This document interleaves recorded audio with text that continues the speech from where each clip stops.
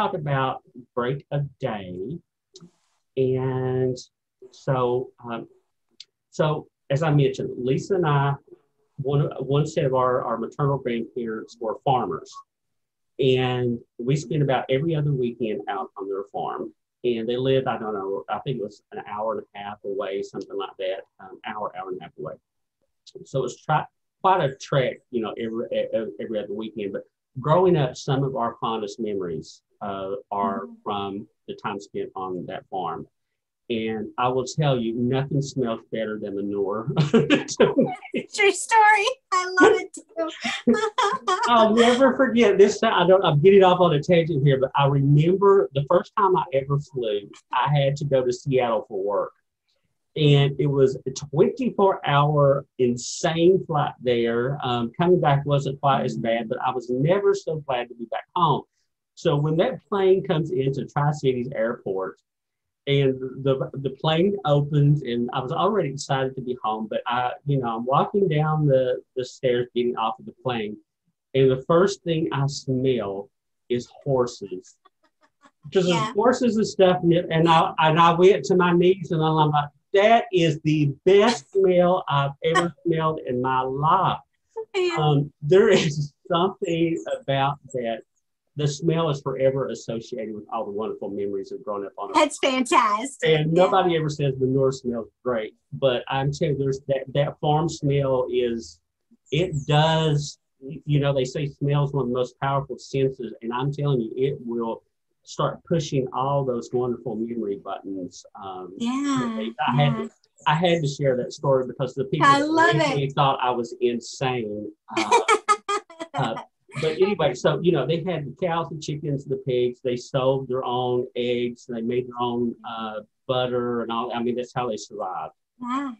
Ate everything, they raised, big time into canning and those type of things. Well, they had 13 kids, if that tells you anything. And raised 13 kids from farming. So we also have some great childhood memories about that. And so when we were being introduced, when the Moda rep came to us and was introducing the upcoming fabrics, when she started laying out the display for break of day, Lisa went insane. Okay, she absolutely fell in love with that collection. And so I knew immediately, okay, we're getting break of day. I did not know Jackie MacDonald at the time, did not know Sweetfire Road, didn't know any of that. But I knew that collection could not get here fast enough. So I just absolutely loved it. So what inspired that particular collection? I can pretty much guess the answer, but well, it's home, and like I said, I knew I was blessed to have my paternal grandparents, but I did not have my maternal grandparents. What was kind of unique is that I did know my great grandparents, my maternal grandmother's parents. We had lost her, but I knew her parents. And how unique a situation was that? Pop was born in the 1800s. I can say that I knew someone born in 1896, and that was my pop. And so the memories, they unfortunately weren't around very long, after I was born. But I think break of day is a mix of what I remember and the gaps that I fill in, that I wish I had longer time with them. Pop was a farmer and a kind heart, and loved his birds, he managed apple orchards. So all of those things kind of rolled up to be very sentimental. And, you think if you speak what you know and you speak your truth and what means something to you, the chances are there's a shared connection. You're evoking memories for someone else as well. So break of day was really, a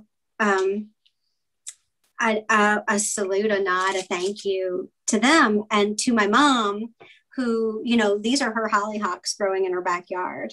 Okay. So you asked me if they were morning glories. They were meant to be hollyhocks. They could be anything you want. Well, actually, because when I asked that question in the email, and that's what we're talking about here, guys, it was a correspondence that we've had. When I saw the blue ones, I immediately thought they were morning glories.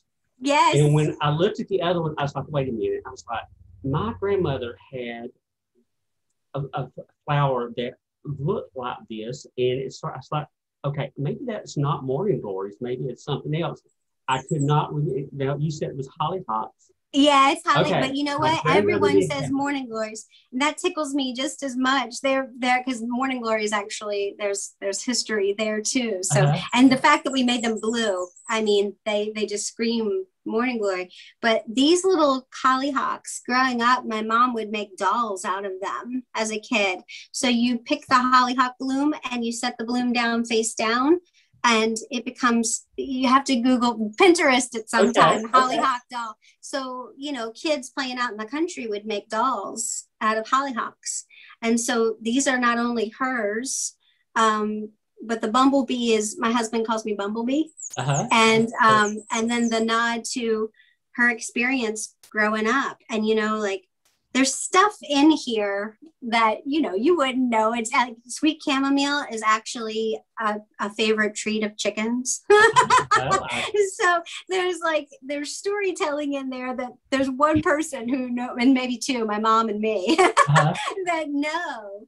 But it's really just a collection that says thank you. And it's both memory and, you know, like I said, kind of, what I didn't get to have with them, I made it up here. I made up the difference here and just saying thank you for what I did get. So yeah. That's awesome. That's awesome. So let's see. So we were talking about farm life, and you kind of touched upon this. I said, what inspired the details in your collection? So you kind of already answered that one for me. And somewhere else, I think I was going to ask about some secret details or something that may be hidden in there. You beat me to the question. Sorry, I love the thing about the bee, and I absolutely love bees. And so I did notice that in that collection, by the way. I just assumed it was just a part of farm life, and that was why it was there. So it's nice to know the little behind the scenes story on that one. Let's see. When you were designing this, were there any last minute additions that maybe weren't planned originally that got added in, or something that was removed that we might not know about? Yes, both. That's a fun question. Yeah, so Mercy, God love the people at Moda and the product development team, because God love them.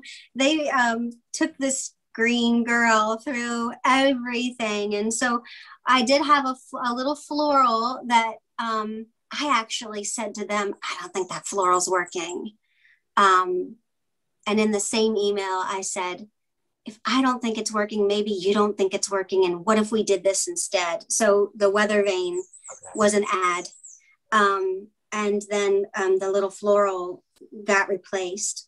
But this was a big collection. So it was just a really good one-on-one in how to design because I knew enough about how to be dangerous, how to design a collection, but then you got to actually make it. Right. And, so it was an all immersive experience. But yes, it is not unusual for additions and deletions to be going on as you move down the timeline at all. That's common. So as you mentioned, there is a lot of different pieces in this. And what is your favorite, or do you have a favorite? Oh, golly. My favorite and my least favorite are the same thing. It's color. What? Color. Okay, because I actually have a question about that too. Okay. I love color, and it is so nerve-wracking. It is so nerve-wracking because I provide color reference and hitting the right notes, the right tones, the right feel, making sure that everything kind of complements, not overwhelms, is both the most magical and the most vomit inducing anxiety. But they're great with that, because of course we got all the Bella solids as a starting point. And then I literally can turn in this pin cap and say, it's this that I'm trying to hit. And they help me break that down. And then, Lord, they will send me color reference. Like, you said you wanted this. Here's what it looks like translated into fabric. We think we hit it. Do you think we hit it? You know, they hit it. I mean, they hit it. So the last collection, we just started finalizing collection number 3. And oh my Lord, I'm so tickled with the colors. I can't even see straight. So there's something very base in that. If we get those colors right, yes, we got it, you know? And I thought it was some interesting, because, you know, I'm always, again, being on the designer mentality, when I get the collections or I'm looking at them, I'm always like, I wonder what led them down this way, or I wonder what led them down that way, or, you know, I know why they did that. I'm going to expand upon the question maybe a little bit when we get Sure. through the woods. Sure. But, so the colors for this particular collection, how did those come about? Because when I'm thinking about farms, yeah, some of the color choices may not have been the ones I would originally picked, but they worked so well together. Like the reds and the blues in particular, I was just like, what an interesting choice, and it worked so well. How did you come up with those particular color combinations? You know what? It was starting with Americana and then adding in complements. So we wanted it to have that fresh vintage Americana feel, because I take a lot of the inspiration from, you know, the vintage feed sacks, like I mentioned, as well as I like an illustrative look that is kind of indicative of, you know, more like Dick and Jane and like the old vintage storybooks, right? So it's a tad bit faded. It's a tad bit subtle. It's not like primary kindergarten bold. And so we started with those 3 primaries, and we added in the peach and the green. And then, I mean, that green, I just, you know, I don't really watch trends too much when it comes to color, because sometimes it's like putting a square peg in a round hole. If you're already working on a theme, you know, you're forcing it. But at the time, farmhouse green was just exploding. And I'm like, that green, I just can't get over how pretty that green is. So we ended up adding this, and it was a tough color to nail. We went through a bunch of different swatches trying to get that right. But really, that's kind of where we were started with, was that faded storybook, you know, looking through rose-colored glasses at Americana. And that's where that happened. I will tell you that green, I'm one of those people with green. It's one of those, either I like that tone or I don't. And I do remember saying to Lisa when we were flipping through that, I was like, okay, I can't believe I'm about to say this. I love this green. Oh, good. And the peach works so well with it.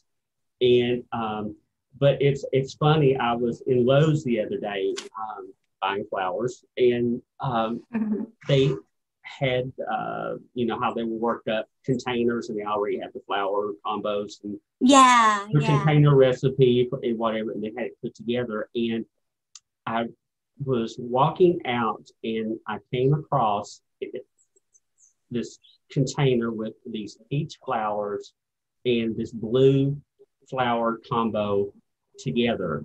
And I looked at it, and I was just like, I would not have thought about putting those 2 colors together. When I was trying to work out the questions with you, thinking about the questions about the color, as I mentioned earlier, the blue, why, you know, was one of the things with why the blue. And then it hit me. I was like, it was that flower container at Lowe's. I was watching, I was like, I knew I'd seen that color combination somewhere, and it was in your collection. And I'm like, why is it I have seen that color combination twice, and I personally would not have thought of putting those 2 colors together that way. Yeah. Clearly, it works very, very, very well. I wish I had taken a picture of that flower pot, because it was absolutely gorgeous, and I think you were really Oh, I'm sure I would have. Appreciated that. I love this question. Okay. I thought if I was ever doing this would be something that I would very much enjoy. So as the designer, have you seen many completed projects yet from the people who have purchased the Break of Day collection? And if so, have you had any that were unexpected in maybe how they used the material or how they combined it together? Yes. I just had a couple this week, as a matter of fact, and I love it. It's like seeing your own personality come back to you through a different lens. It's really cool, and they're brilliant at it. So I'm going to be horrible at naming names because I'm still learning so much, and I don't want to name the wrong person. But somebody did a take on the blues and greens together that was jaw dropping with a chevron. I thought was really cool. And then another lady took the Here Chick Chick pattern and did amazing quilting on each motif. So they quilted the sun differently than they did the sky, differently than they did the foreground, differently than they did the chickens. And I was blown away. It added such depth and texture, and it was just, she picked the perfect freaking combinations for the execution of it. So yeah, it's fantastic. It's just like, it's so exciting to see that come back. You know, that was something I never appreciated, and it took me a while. I always, again, knew nothing about this coming into this. And when people would use the word quilt, I was assuming it was the putting together of material in a certain combination and sewing it together. I somehow was missing the actual quilting. Right. The design, the textures that people put into, after all that's put together, the actual quilting of it. And oh my God, I honestly do not know how they do it. And I've seen some people with the long arms, and yes, yeah. I need to see my design happening, if that makes sense. And sometimes they're quilting it. It's almost invisible. It's like this pattern starts to come up out of the quilt. And I'm like, how do you even see what you're doing to pull that off? And it is a whole other level of artistry that I just never really knew. And never really appreciated. And how they can take fabric and then quilt that design on top of it, and it turns it into something completely different than it was simply when it was pieces of fabric stitched together. It's absolutely amazing. It is. My friend Amanda made one of my samples for me, the Oh Beautiful Morning quilt. And it was designed by Natalie Crabtree and Michelle White. And they did a spectacular job on the quilt design. And then Amanda took it and she added a Baptist fan quilting motif to the top. And it took that already gorgeous quilt from spectacular to just orbital. And she just knew that was the right fragrance or the right scent to add to the bouquet. It was it's quite a talent. I have yet to master the being able to see that. There's some things I can envision together, but I'm telling you, that quilted pattern over top of the fabric, whatever parts of the brain have to fire to allow you to see that, I do not have or do not have yet. I hope to be able to develop it at some point in time, because it's an amazing gift. It is a gift.